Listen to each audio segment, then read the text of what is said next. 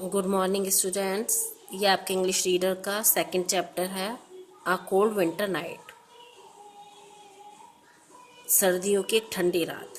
ये कहानी मुंशी प्रेमचंद द्वारा लिखी गई पूस की एक रात कहानी से ली गई है। इसके बाद इस कहानी में एक गरीब किसान की हालत के बारे में आपको बताया गया है। Once there lived in a poor farmer named हल्कू। हल्कू नाम का एक गरीब किसान रहता था। He had a small piece of land to grow crops। उसके पास एक जमीन का छोटा टुकड़ा था अपनी फसल उगाने के लिए। He used to earn his living from the crops। वह इस फसल के द्वारा अपनी जीविका चलाता था। He grew in his small field, जो कि वो इस छोटे से खेत में उगाता था। But it was not much enough to meet the expenses of his family need। लेकिन ये जो था उसकी परिवार की ज़रूरत के जो है इसकी पूरी नहीं हो पाती थी, उसके लिए पर्याप्त नहीं था। Once he had borrowed some money from the village money lender in urgent need। एक बार उसने थोड़े से पैसे जो हैं वो अपनी आवश्यकता के लिए गांव के जमींदार से उधार लिए। He could not repay the money in time। वह समय से ये पैसे वापस नहीं कर सका। वन डे एक दिन Sadhu Ram the money lender came to his house. Sadhu Ram जो जमींदार था उसके घर आया and asked for his money, और अपने पैसे उससे मांगे। हल्कू प्लेडेड। हल्कू ने उसे क्षमा याचना की।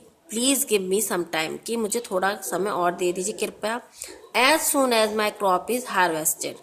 जैसे ही मेरी फसल पक जाएगी और काट ली जाएगी, I will pay your money back. मैं आपके पैसे वापस कर दूंगा।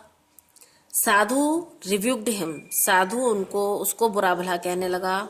एंड इंसिस्टेड टू पे हिज मनी बैक इमीडिएटली। और जो है तुरंत ही उसको पैसा देने के लिए मजबूर करने लगा। और else to go to the village headman in order to make his complain. और उनने कहा अन्यथा मैं जो हूँ तुम्हारी कंप्लेन जो है वो गांव के मुखिया से कर दूंगा।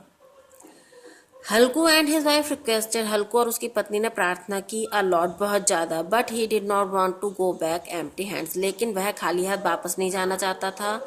When he again रिव्यूक्ड them. जब वह उनको दोबारा से बुरा भला कहने लगा, हल्कूज wife could not tolerate this insult. हल्कू की पत्नी यह अपमान बर्दाश्त सहन नहीं कर सकी। She brought the money from inside the हट। वह झोंपड़ी के अंदर से जाकर कुछ पैसे ले आई and handed over the her husband. और अपने पति के हाथ में देते हुए कहा टू पे साधु राम सेट। और अपने पति के हाथ में दे दिया साधु राम के कर्ज को वापस करने के लिए, चुकाने के लिए। इन फैक्ट दिस मनी, वास्तव में ये जो पैसे थे, she collected from her small earnings. वास्तव में ये जो पैसे थे उसने अपने छोटे से कमाए हुए धन से इकट्ठे किए थे। She wanted to have a blanket for the winter. वह इससे जो है सर्दियों के लिए कंबल खरीदना चाहती थी।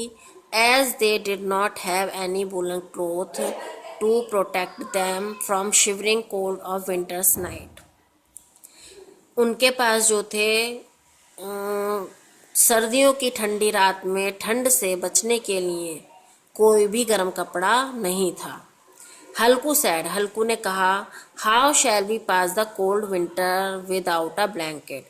हम जो है बिना कंबल के ये सर्दियाँ कैसे गुजारेंगे। But there was no way out. लेकिन हमारे पास कोई दूसरा रास्ता नहीं है। We must pay the money. हमें पैसे वापस न करने पड़ेंगे। Otherwise we had to bear the abuse of village headman too. अन्यथा जो है हमें जो गांव का मुखिया है उससे भी गालियां सुननी पड़ेंगी। Sad हल्कूज wife with heavy heart. हल्कू की पत्नी बहुत ही दुखी हृदय से बोली, भारी हृदय से बोली। There were tears in हल्कूज wife eyes. हल्कू की पत्नी के आंखों में आंसू आ गए थे। शी एडेड, और उसने कहा दो वी वर्क वेरी हार्ड। यद्यपि हम बहुत कठिन परिश्रम करते हैं, yet we are so poor. फिर भी हम जो है बहुत गरीब हैं। That we can not buy even a blanket, हम एक कंबल भी नहीं खरीद सकते। What is the use of such hard labour, इस कठिन परिश्रम का क्या फायदा।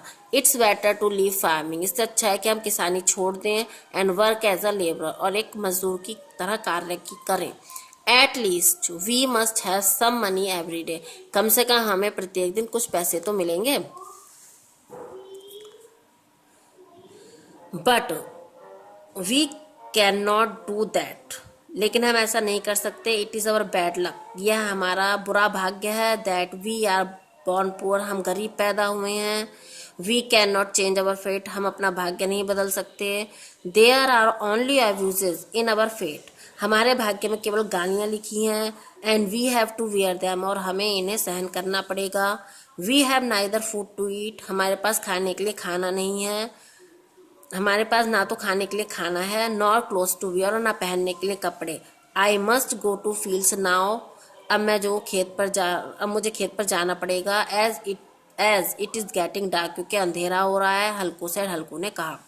हल्कू moved to his field with his dog Jhabra, Halku जो है अपने डॉग के साथ खेत पर जा जा रहा था। It was a very cold night, यह बहुत ही ठंडी रात थी।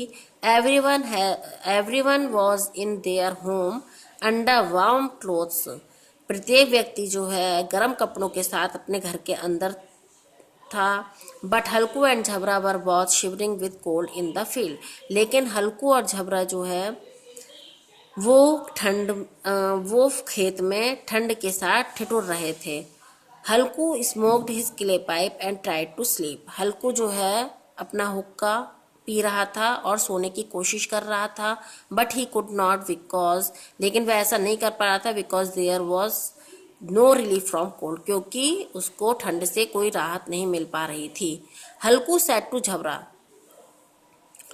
हल्कू ने झबरा से कहा, are you feeling cold too, क्या तुम्हें भी ठंड महसूस हो रही है। I did not ask you to come with me, मैंने तुमसे अपने साथ आने के लिए नहीं पूछा था। Was not it better to stay at home, क्या ये अच्छा नहीं होता कि तुम घर पर ही रुकते। But you do not understand anything, लेकिन तुम कुछ नहीं समझते हो। Why did you come with मी, तुम मेरे साथ क्यों आ गए। टू डाई, मरने के लिए। इन सच आ कोल्ड नाइट, इस ठंडी रात में। Jhabra wagged his tail as he understood everything, Jhabra अपनी पूंछ को हिलाने लगा प्यार में, जैसे कि वह सब कुछ समझ रहा हो। हल्कू thought of the dry leaves of the mango trees in the mango grove of a few steps ahead his field. हल्कू को जो है आम के पेड़ की सूखी पत्तियों के बारे में सोचने लगा, जो कि उसके खेत के से कुछ ही दूरी पर एक आम के बाग में थी। हल्कू रीच्ड इन मैंगो ग्रूव, हल्कू आम के बाग में पहुंचा। What a dark inside the groove was, जो वो आम का बाग था वहाँ पर बहुत ज़्यादा अंधेरा था। There were dry leaves were spread all over the earth, वहाँ पर पूरी पृथ्वी पर जो है वो सूखी पत्तियाँ पड़ी थी, फैली हुई थी। He swept the leaves in the dark and lit the fire, उसने अंधेरे में पत्तियों को इकट्ठा किया और आग जला दी। The leaves began to burn, पत्तियों ने जलना शुरू कर दिया। The warmth ran inside his body, और जो गर्मी थी उनके शरीर में जाने लगी। Now Jhabra also came much closer to the fire, अब जो है झबरा भी आग के पास आकर आ गया था। They both felt warm and step together, उन दोनों को गर्मी महसूस हुई वो एक दूसरे के साथ सो गए। After some time Jhabra began to bark, कुछ समय के बाद झबरा ने भौंकना शुरू कर दिया। As the heard of the sound of some cattle, किस चीज को सुनकर, कुछ पशुओं के झुंड की आवाज को सुनकर। They have entered the field, वे खेत में घुस गए थे। And were grazing the crops, और फसल को खा रहे थे। हल्कू वोक अप, हल्कू उठा। And tried to get up, और उसने उठने की कोशिश करी। हल्कू जागा और उसने उठने की कोशिश करी। But the warmth of the fire made in him lazy, लेकिन जो आग की गर्मी थी उसने उसको और आलसी बना दिया था। ऑन द अदर हैंड, और दूसरी तरफ द कोल्ड वेव्स, जो ठंडी हवाएं थी, डिड नॉट अलाउ वो हल्कू टू गेट अप, वो हल्कू को उठने के लिए आज्ञा नहीं दे रही थी, यानी उसको उठने नहीं दे रही थी। While Jhabra was running all around the field, जबकि झबरा जो है खेत में इधर से उधर दौड़ रहा था एंड वर्किंग कंटिन्यूअसली, और लगातार भौंक रहा था। इट वॉज मॉर्निंग, सुबह हो गई थी। The sun rose high in the sky, सूरज आसमान में ऊपर आ गया था। Halku heard his wife voice, Halku ने अपनी पत्नी की आवाज़ सुनी। Are you not going to get up this morning, क्या आप इस सुबह नहीं उठ रहे हैं? नो मैटर, कोई बात नहीं। You can sleep well as nothing was left to look after, कोई बात नहीं, तुम सो जाओ, अब देखने के लिए कुछ नहीं बचा है। Will you not see your crop, क्या तुम अपनी फसल नहीं देखोगे? लुक द कैटल, देखो जो पशु थे, have grazed up all our crop, वो हमारी सारी फसल खा गए हैं। Why were you here just only to sleep, तुम यहाँ पर क्यों हो? केवल सोने के लिए? You even did not care about the Jhabra's walking, और तुमने झबरा के भौंकने पर भी कोई ध्यान नहीं दिया। हल्कू गॉट अप, हल्कू उठा एंड सॉ हिज फील्ड, और उसने अपने खेत को देखा।